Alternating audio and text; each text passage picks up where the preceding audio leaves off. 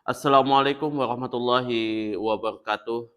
Innal hamdalillah nahmaduhu wa nasta'inuhu wa nastaghfiruh wa na'udzu billahi min syururi anfusina wa min sayyiati a'malina. May yahdihillahu fala mudilla lahu wa may yudlilhu fala hadiyalah. Asyhadu an la ilaha illallah wahdahu la syarikalah wa asyhadu anna Muhammadan abduhu wa rasuluh. Allahumma sholli ala sayyidina Muhammad wa ala ali sayyidina Muhammad kama shallaita ala sayyidina Ibrahim wa ala ali sayyidina Ibrahim wa barik ala sayyidina Muhammad wa ala ali sayyidina Muhammad kama barakta ala sayyidina Ibrahim wa ala ali sayyidina Ibrahim fil alamin innaka Hamidum Majid. Rabbi shrah li sadri wa yassir li amri wahlul 'uqdatam min lisani yafqahu qawli amma ba'du.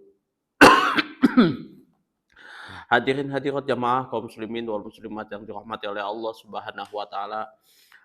Di sini sebagaimana biasa kita membahas tentang hadis nomor 394.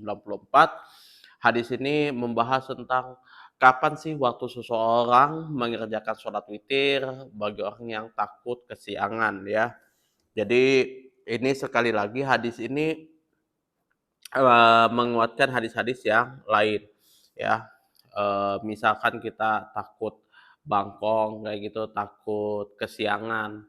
Nah, kapan waktu yang tepat untuk kita melaksanakan sholat witir?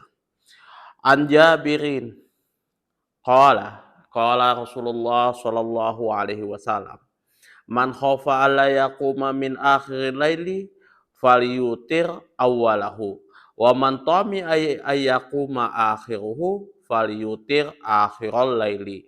Fa inna sholata akhiril laili mashhudatun wa zalika afdalun." Jadi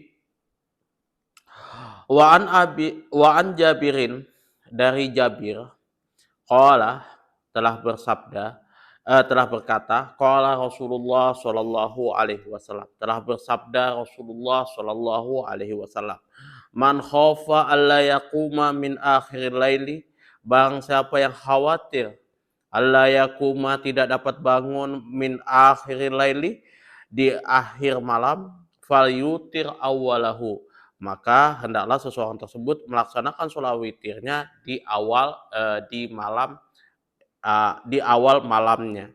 Wa man tami'a ayyakuma akhiruhu, barang siapa yang percaya diri untuk bangun di akhir malam, falyutir akhiral laili, maka laksanakanlah sholat witir itu di akhir malam.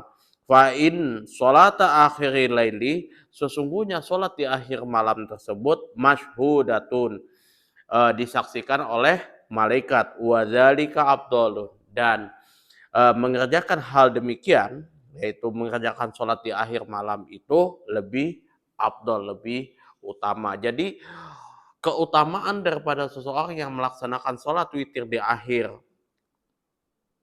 malam itu disaksikan oleh malaikat, dan hal itu merupakan waktu yang lebih utama itu ya. Jadi teman-teman bisa pilih nih, kalau misalkan nggak percaya diri, teman-teman takut misalkan tidak bangun di akhir malam, maka laksanakanlah di awal malamnya.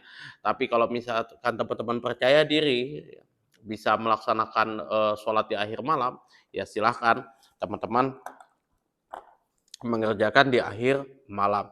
Karena mengerjakan di akhir malam itu disaksikan oleh malaikat, dan itu adalah waktu yang paling afdal.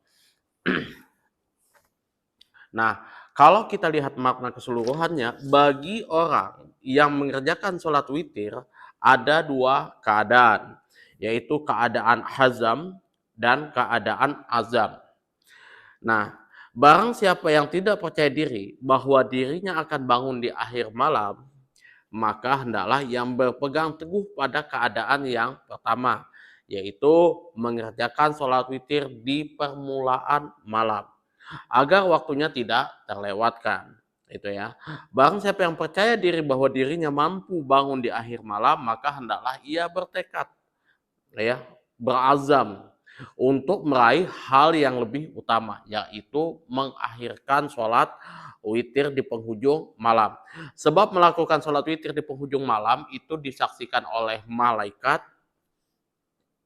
dan juga para malaikat para malaikat di malam hari dan juga para malaikat di siang hari. Jadi kita itu betul-betul apa ya? Kalau sudah disaksikan oleh malaikat gitu ya, kita melaksanakan sholat malam tersebut di ya malaikat malaikat malam dan malaikat siang seperti itu, ya otomatis dia kasih laporan dong kan ke Allah Subhanahu wa taala bahwa ini si Rohim nih lagi sholat malam kayak gitu kan. Dia lagi begini-begini dan begini. Enak dong kan ya kan. Kita misalkan contoh lah di pekerjaan aja misalkan kayak gitu. Kalau misalkan kita dikasih tahu oleh teman kita oh bahwa Rohim ini kerjaannya bagus ini kita senang dong kayak gitu. Nah, itu yang Eee, yang ada di hadis ini bahwasanya apabila kita melaksanakan di akhir malam nih, sholat witir, maka yang menyaksikan itu malaikat. Malaikat itu yang memberikan laporan kepada Allah Subhanahu wa taala tentang apa yang telah kita perbuat, seperti itu ya. Baik itu malaikat di malam hari dan malaikat di siang hari. Waktu tersebut merupakan waktu turunnya rahmat Allah, ya kan? Dan waktu inilah kebanyakan Rasulullah Shallallahu Alaihi Wasallam mengerjakan sholat witir. Jadi sholat witir itu memang betul-betul dijaga oleh Rasulullah Shallallahu Alaihi Wasallam di penghujung malamnya seperti itu.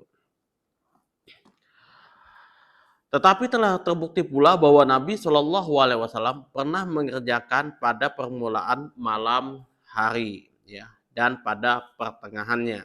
Yang demikian itu beliau lakukan untuk menjelaskan hal tersebut diperbolehkan dan sekaligus untuk menunjukkan bahwa eh,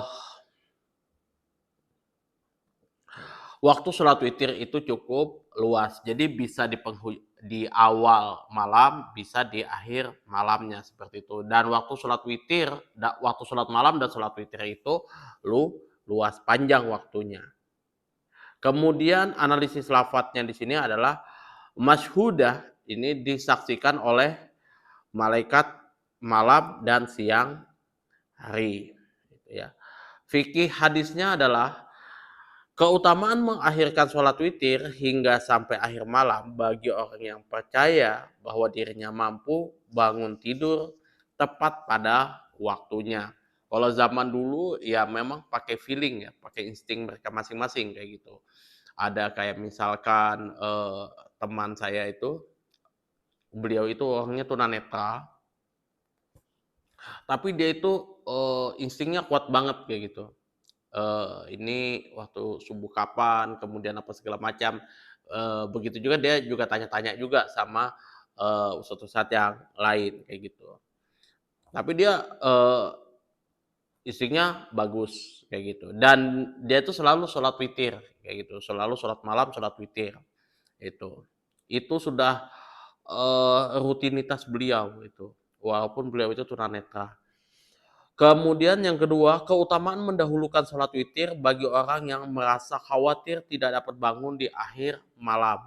Ya, kalau misalkan kita tidak percaya diri atau merasa khawatir untuk tidak bangun malam, maka kalau bisa ya dilakukan di awal malam.